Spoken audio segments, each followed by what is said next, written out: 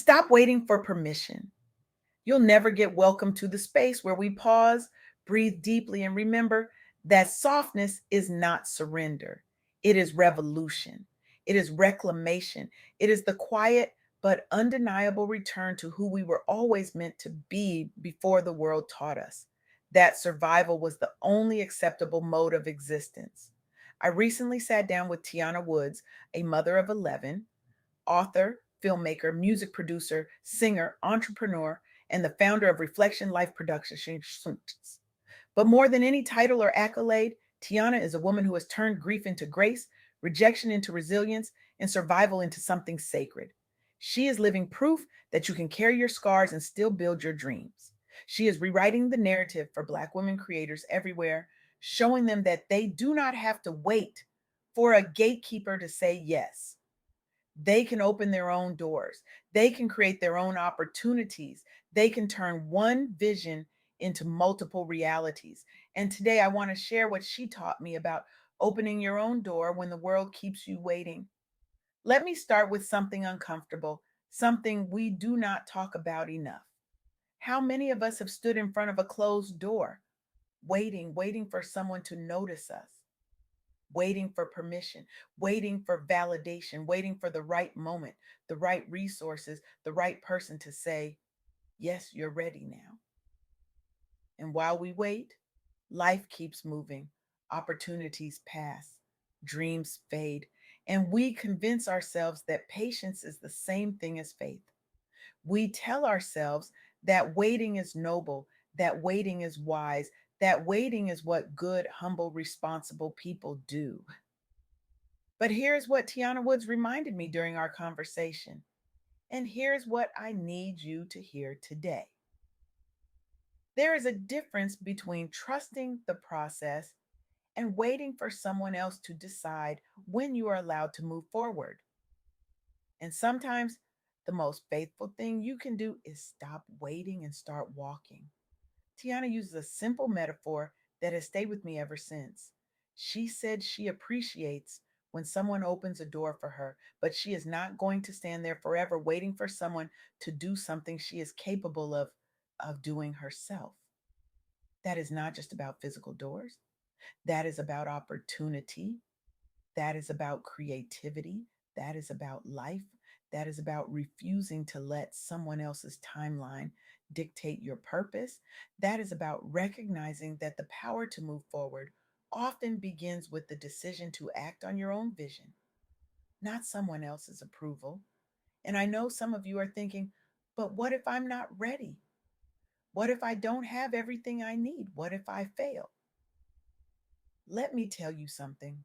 Tiana's story made crystal clear. You do not need permission to begin.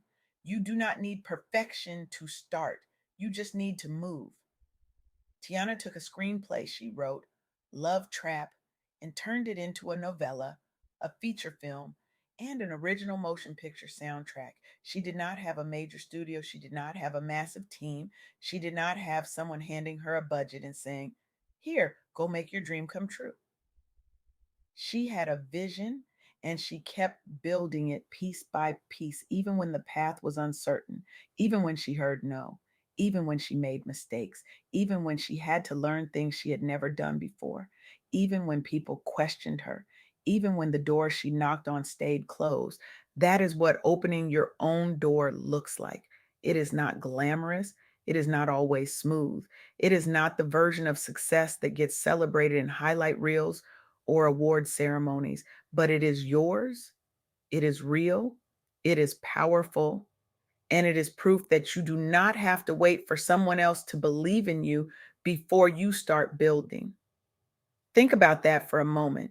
She took one idea, one story, and expanded it into three different formats so that people could read it, watch it, and hear it.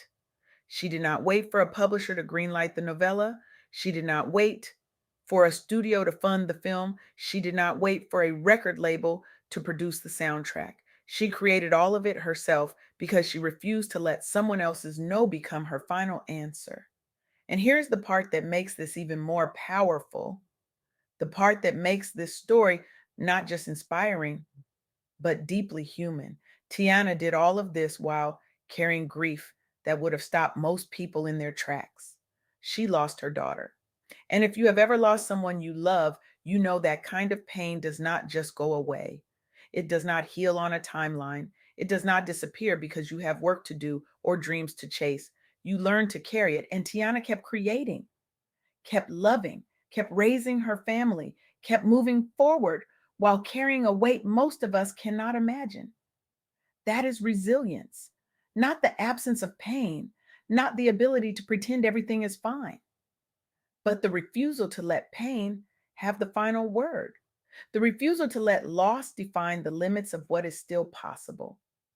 I want to pause here because I think we need to redefine what strength really means. For too long, especially for Black women, strength has been code for silence. Strength has meant carrying everyone else's burdens while pretending you do not have your own. Strength has meant showing up even when you are falling apart. And we have been praised for it. We have been celebrated for it. We have been conditioned to believe that our value is tied to how much we can endure without breaking. But what if strength is also the ability to say, I am hurting and I am still here? What if strength is choosing to heal while you build? What if strength is letting yourself be soft, vulnerable, and human and still believing you deserve good things? What if strength is not about how much you can carry, but about how honest you can be about the weight? Tiana's story is a masterclass in this kind of strength.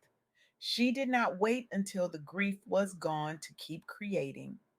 She did not wait until everything felt perfect to move forward. She allowed herself to be wounded and still not finished.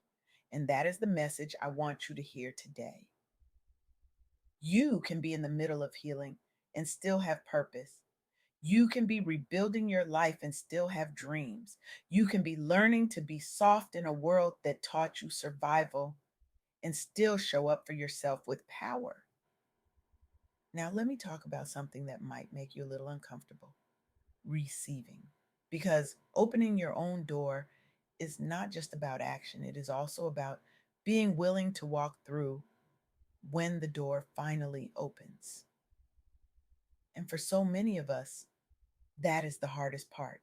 There is a conversation we had on this platform about learning to receive, and it digs into something we do not talk about enough: imposter syndrome, the guilt that comes with rest, the fear that if we stop grinding, we will lose everything, the belief that we are not worthy of the blessings we prayed for, the quiet but persistent voice that says, who do you think you are? How many of you have asked God for something, worked for something, dreamed about something, and then when it finally showed up, you questioned whether you deserved it? How many of you have received a compliment and immediately deflected it? How many of you have been offered help and said, no, I'm fine, even though you were drowning? How many of you have achieved something incredible and then minimized it, downplayed it, or explained it away as luck? That is not humility, that is self erasure, and it is keeping you stuck. Part of stepping into your own power is learning to receive without shrinking. It is learning to accept praise, love, rest, support, and opportunity without guilt. It is learning that softness is not weakness, it is alignment, it is healing. It is the quiet but powerful return to who you were always meant to be before the world taught you that you had to fight for everything. And here is the truth: you are worthy of what you once prayed for. You are worthy of the door opening. You are worthy of walking through it with your head high and your heart open. You do not have to earn your way into peace. You do not have to prove yourself into rest. You are allowed to receive, but receiving requires trust, and trust requires letting go of the need to control everything.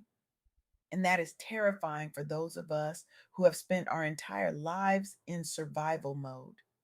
It is terrifying to believe that good things can happen without struggle. It is terrifying to believe that you can rest without losing ground. It is terrifying to believe that you are worthy simply because you exist, not because of what you produce. So let me give you something practical, something you can do today, right now, before you feel ready, before you have all the answers, before you are sure it will work. Take one step, just one. Choose one action that moves your vision forward without waiting for approval, perfect timing, or someone else to make room for you. Maybe it is submitting that application. Maybe it is starting that project you have been thinking about for years. Maybe it is saying no to something that drains you so you can say yes to something that fills you. Maybe it is reaching out to someone who can help you. Maybe it is just sitting down and writing the first page. Maybe it is recording the first voice note. Maybe it is sketching the first design. Maybe it is having the first conversation. There is a story about someone who entered a competition and submitted their first entry, even though they knew it would probably land at the bottom of the leaderboard. And you know what? It did. But that first submission was not a failure, it was the beginning. It was momentum. It was proof that they were willing to start before they felt ready. And from that first step, they learned, they grew, they improved, and they kept going. That first submission turned into a second, then a third, then a portfolio, then a career. That is what I am asking you to do. Not to be perfect, not to have it all figured out, just to move. Because movement creates clarity, movement builds confidence, movement turns intention into participation. And waiting for perfection only delays your growth. Waiting for the right moment only guarantees that the moment will pass you by.